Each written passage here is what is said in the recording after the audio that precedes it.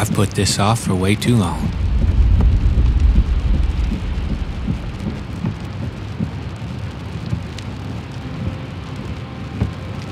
I figure it's a pretty normal day for most of the cars on this road. But for me, it's a big day.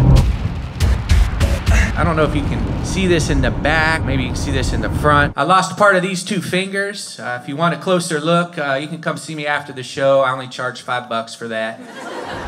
I did it in 2018 over the 4th of July holiday, and I hate telling people I did it over 4th of July holiday because they automatically assume I did something stupid with fireworks.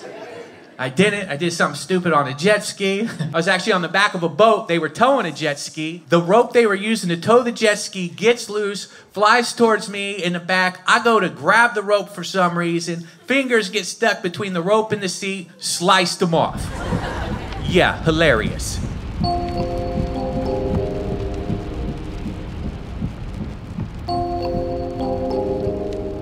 Nerves, anxiety, fear. I'm feeling it all. But you know what the great thing is? It makes me feel so alive.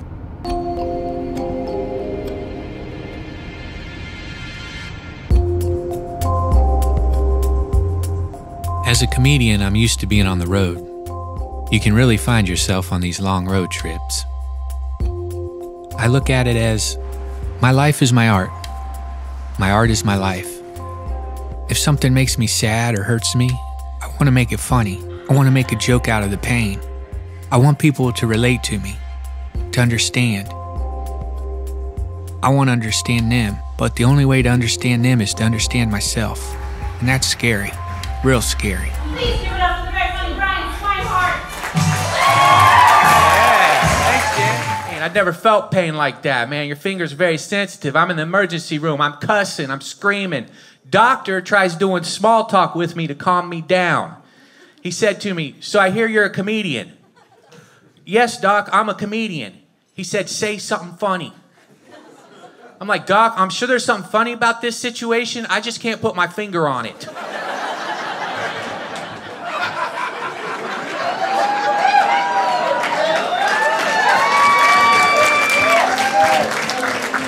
Now can you please get to the task at hand? This shit hurts. Take the next left onto Woodside Drive, then you will arrive at your destination.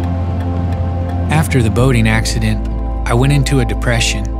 I called my old wrestling coach, who used to work with me in high school. He was a mentor, Coach Dehart.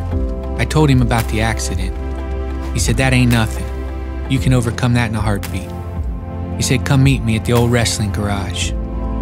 The old wrestling garage, where I spent a lot of time in my high school years, or as Bruce Springsteen would call them, the glory days. In life, you need mentors. Coach Dehart was and still is a mentor. "What time is it?" But they'll be like, "See, you don't want me to do that." He told me I should wrestle again. See how I used it? Yeah. Now, how long do you have to stay there? Not very, because guess what I'm going to do? I thought, man, how can I do that? It's been 20 years. I'll get my ass kicked. Okay, grab the ankle. Oh, well, now you put it back. That ankle over there. Oh, there's that, yep. There you go, pull the elbow. Back.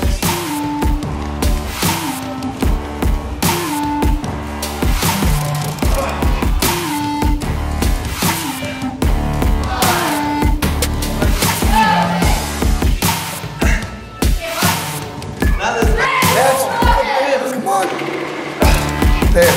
Once you have that foot.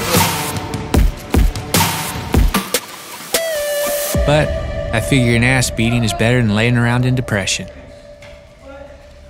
Your name's up on the board. These guys are gonna knock it down over there. Hey guys, has all of you heard the clean your room story? Yeah. So how do you make state? Coach loves to tell the story about how cleaning my room helped me make it to the state tournament. He was already coming to the barn in the morning, my garage. He was riding his bike and jogging like he does now. He broke a barrier in his mind. And once he broke that barrier, it allowed him to break other barriers. I figure if I'm going to do a wrestling tournament, I need to go back to my mom's house and clean my old room again. Yeah, I got my room clean. There's still little things here and there I would like to do, but from where it started with boxes everywhere and hard to get in and out, I did a good job. It took me 3 or 4 days of a lot of hours. I would have liked to put those hours somewhere else, but the room's looking pretty good. I got it organized, and there's still a lot of stuff I would like to throw out, but I gotta ask my mom about that. Some of the stuff's my mom's, some of the stuff's mine. Just so much stuff, it's hard to even keep track anymore. Yeah, if I throw out my stuff, I still gotta talk to my mom about that because, you know, she's sentimental. It bothers her. Yeah, it's not really worth it to toss it if it's gonna cause a problem. The match is coming up, and I need to train. So I'm training at Nick Spatola's. Nick and I used to wrestle in high school. He went on to wrestle at Indiana University. And now, he has his own wrestling camp. Wrestle! He accomplished his goals.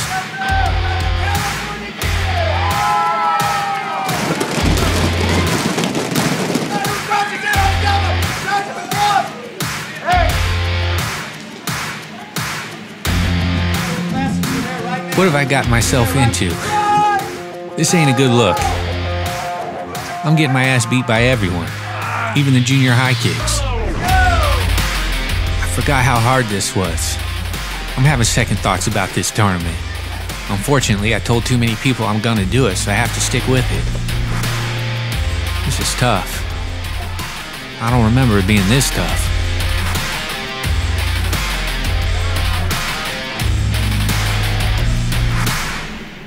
This is a friend of mine. His name is Brian Swinehart. Brian is from Covington, Ohio. He was a wrestler that I got the chance to coach. He was as skinny could be. And his dad came to him and said, "Can you make him a champion wrestler?" And I was like, oof. You're asking a lot. But his dad was a really famous lawyer. And I was like, I might need him someday, so I'll see what I can do. This past summer, Brian was in Lake Cumberland, and he was on a boat, and they were towing a jet ski. And the tow rope on the jet ski broke and snapped. And it came flying up towards the boat and towards the people very, very fast. It was a piece of rope that had a piece of metal on it, kind of that they used for skiing. You know, when they were skiing, they would hold it. And, well, Brian and all his smarts decided that he would raise his hand up and catch it. And when he did that, it took off the tips of these 2 fingers right below the fingernails, right on through. Cut them off, and, you know, he had to go to the hospital and surgeries and, you know, rehab and all these things. So for the past 6 months, Brian's been dedicating himself to getting in shape, wrestling, getting his hand healed.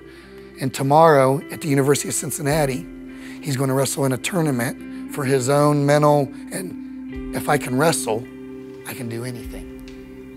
My room was a mess, and my coach wanted me to clean my room. I was like, I don't want to clean my room. What's that have to do with wrestling? He pretty much tells me that if your mind is cluttered, everything else in your life will be cluttered, right? You gotta have clear thinking space. Well, Coach and I went back and forth forever on this. Like, Coach Dehart, I'm trying to be a state champ. You're trying to get me to be a maid at Holiday Inn. But you know what? It worked, man. I cleaned. I threw out everything, even my sister. My mom let her in again, of course. And I said, Coach, I cleaned my room. I'm going to state. And I started crying.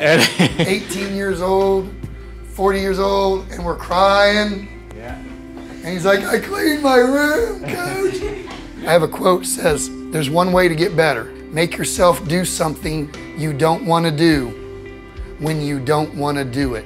Everybody can have muscles. Everybody can be fast. Everybody can be quick, all the things to be great. But if you don't have mental toughness, you'll fold like a chair and lose. Well, Brian had one thing that he mentally could not conquer, his bedroom. To this day, he tells everybody, when they ask, well, how'd you get to state? And he doesn't say, I ran 100 miles, I lifted thousands of pounds, I wrestled every day, I gave 100% at practice. That's not his answer. You know what he tells every one of my wrestlers when and ask him, how'd you get to state? He says, I cleaned my room. hey, everybody give Brian a hand. What time is it?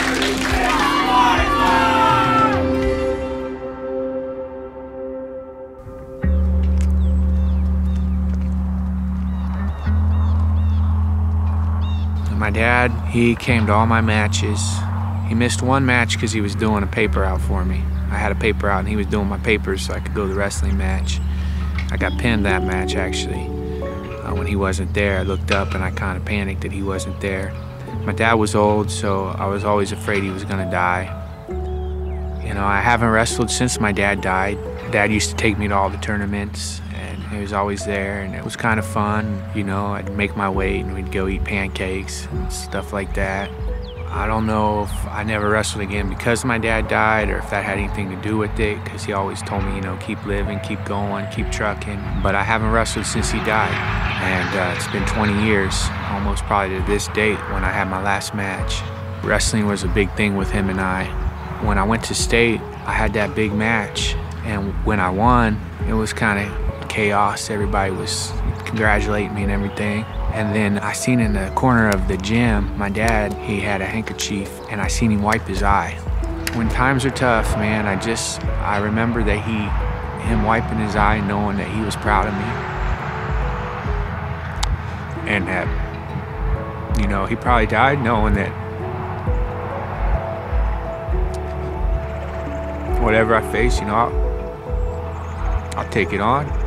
I know it meant a lot to him when I accomplished my goal. And the fact that I made state before he died, you know, I think that probably was a relief to him, knowing that I can accomplish my goals. Yeah, I mean, I can remember that day. Like, I think that's why going to state was such a big deal to me even today. It was more about that kind of little moments that I got that knowledge that he was so proud that he had to get a handkerchief out of his pocket. But I just want to win one more time. I don't know if there's a heaven, but if there is, man,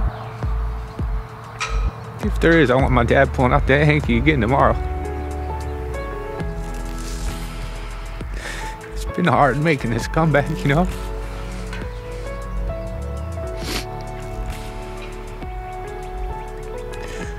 I woke up today at 167, did some working out, and so now my goal is to hit 165 right now. And if not, back to jumping rope and doing all that kind of crazy stuff. 1 layer, 2 layer, 3 layer.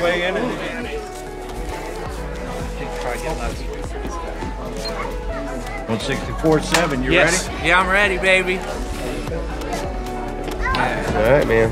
You feel good? I feel awesome, dude. Good. Let's just have some fun, dude. Okay, cool. You know? Yeah. And show up tomorrow ready to get after it. Yeah, man. That's it. Okay. Okay, because there's some dogs here, dude. I know, there's some dogs. This ain't no Well, there's little, a swine dog. That's right. That's what I'm talking about. You're the swine dog. Swine dog. You're the swine and the dog. There are some dogs. I've seen them already. Okay. Tomorrow's going to be a fun day. You got your singlet? Yes, thanks, man. Good. Yeah, and I'll bring some shirts by, too, and all that Yes, stuff. swine dog shirts. Yeah. Perfect. Cool.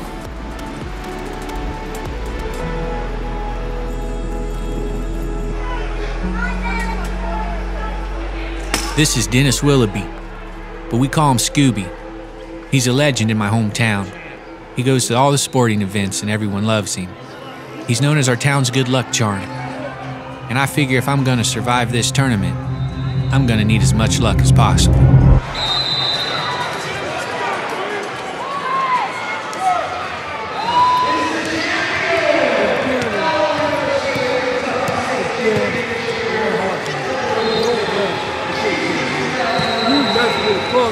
Get it done. Job done. You hear me? Yes. Get it done. Get it done. Get it. I just gotta get my mind clear. Thinking about so much stuff.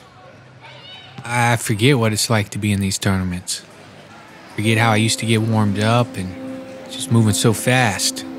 Can't believe the time is actually here. I can't believe I'm doing this.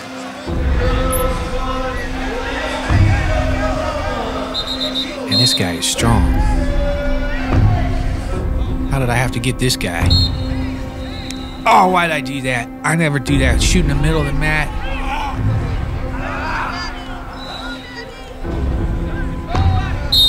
Man.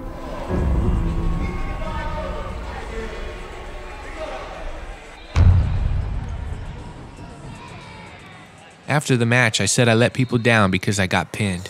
So now you got another match, and now you're not going to do that? Okay. You're going to go out and be like, okay, fuck this. Get your sweats on and go walk around and see people. Get back in it. Drop it. I just didn't want to let nobody down. Nobody was let down. Why was anybody let down? I would have let them down if I didn't go out and get pinned. My goal was to do the match, so when I hit the mat, I had accomplished my goal. When I was on the boat and my fingers got hurt, my fingers were bleeding so bad and the pain was so excruciating, I was afraid I wouldn't be able to do things with my hands. I thought about all the things in my life I hadn't done yet. Things I said I was gonna do, but hadn't done. It was a warning, like God was shaking me and saying, I ain't gonna keep you here forever, you fool. I can take you whenever I want. And what will be left of your existence? Broken promises? A life of would've, could've, and should've? Try to catch me howling at the moon.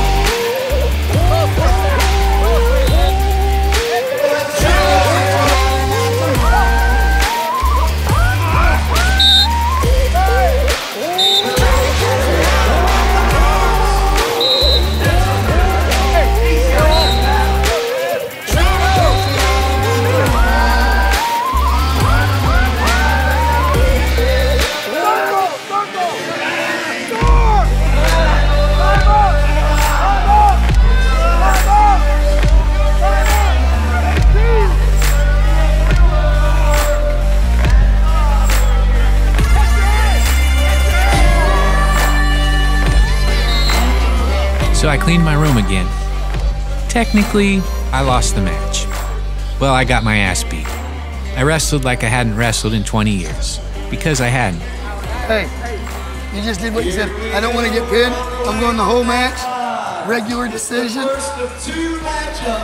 Good kid. Thank you. I feel good I did the match. I guess I could have went the rest of my life without doing the match. I always told people I never wrestled again after my dad died. And I told myself that. But I did the match. So I don't have to say that anymore. I don't have to use that as an excuse. Thank you, Brea. I'm Brian Swinehart. But here I am in my adult life, working on my craft. Ironically, being a stand-up comedian is not that much different than being a wrestler. You're alone, all eyes on you. Success and failure is in your own hands. You have a game plan, but rarely does it go as expected. It takes ups and downs, and failure gets you closer to success. And it's all a lot easier with a clean room. I'm gonna keep working on that.